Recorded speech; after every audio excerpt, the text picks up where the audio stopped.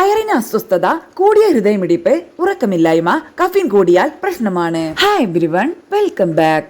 അടുത്തിടെ മെൽബണിലെ 32 വയസ്സുകാരിയായ Christina ലാക്മാൻ caffeine tablet അധിക ഡോസ് കഴിച്ചതിനെ തുടർന്ന് മരണമടഞ്ഞു. ഈ വിഷയത്തിൽ അതോടെ ആളുകളുടെ ശ്രദ്ധ വന്നു. എത്രയാണ് കഫീന്റെ സുരക്ഷിതമായ അളവ്? കൃത്യസമയത്ത് ചികിത്സ ലഭിച്ചിരുന്നെങ്കിൽ മിസ് ലാക്മാന്റെ ജീവൻ രക്ഷിക്കാമായിരുന്നു എന്ന് ഡെയിലി മെയിൽ റിപ്പോർട്ട് ചെയ്യുന്നു. തലകറക്കവും മരവിപ്പും അനുഭവപ്പെട്ടപ്പോൾ അടിയന്തര സഹായത്തിന് വിളിച്ചെങ്കിലും അവർക്ക് സഹായം ലഭിച്ചില്ല. 7 മണിക്കൂറിന് ശേഷമാണ് അടിയന്തര സഹായം എത്തിയത്. കഫീൻ അമിത അളവിൽ ശരീരത്തിലെത്തിയതാണ് മരണകാരണം എന്ന് തെളിഞ്ഞു. ആരോഗ്യമുള്ള ഒരു മുതിർന്ന വ്യക്തിക്ക് ദിവസം 400 മില്ലിഗ്രാം കഫീൻ വരെ ശരീരത്തിലെത്താമെന്ന് US ഫുഡ് ആൻഡ് അഡ്മിനിസ്ട്രേഷൻ പറയുന്നു. 4 മുതൽ 5 കപ്പ് വരെ കാപ്പി, 10 ക്യാൻ കോള, 2 എനർജി ഡ്രിങ്ക്സ് ഇവ ഇതിൽ ഉൾപ്പെടുന്നു. എന്നാൽ ഈ നിർദ്ദേശം എല്ലാവർക്കും യോജിക്കുകയില്ല.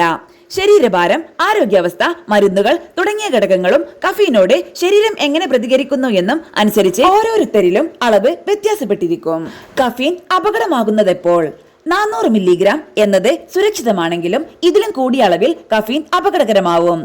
1200 മില്ലിഗ്രാം കഫീൻ ശരീരത്തിലെത്തിയാൽ അപസ്മാരമുണ്ടാകാം. 1200 മില്ലിഗ്രാം എന്നാൽ പ്യുവർ കഫീൻ പൊടി 1/2 ടീസ്പൂണിലും കുറവാണ്. കഫീൻ ടാബ്ലറ്റുകൾ, പൗഡർ, ഗാഢത കൂടിയ കഫീൻ സപ്ലിമെന്റുകൾ ഇവയുടെ ഓവർഡോസ് ഏറെ അപകടമുണ്ടാക്കും.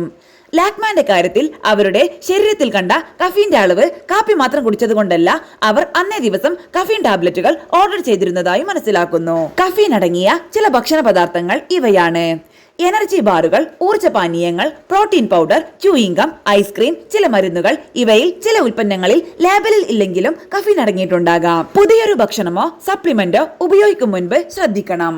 കഫീൻ കൂടിയാൽ ശരീരത്തിന് താങ്ങാവുന്നതിലധികം കഫീൻ ശരീരത്തിലെത്തിയാൽ അസ്വസ്ഥത തോന്നും.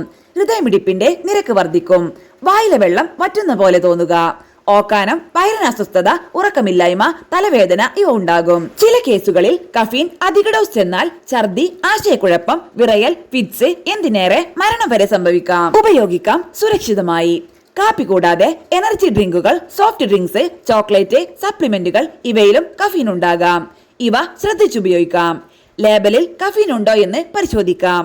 വ്യക്തമല്ലെങ്കിൽ നിർമ്മാതാക്കളോട് അന്വേഷിക്കാം. പുതിയ ഉൽപ്പന്നം, പ്രത്യേകിച്ച് വർക്കൗട്ട് എൻഹാൻസേഴ്സും എനർജി ബൂസ്റ്ററും ഉപയോഗിക്കുമ്പോൾ ശ്രദ്ധിക്കുക.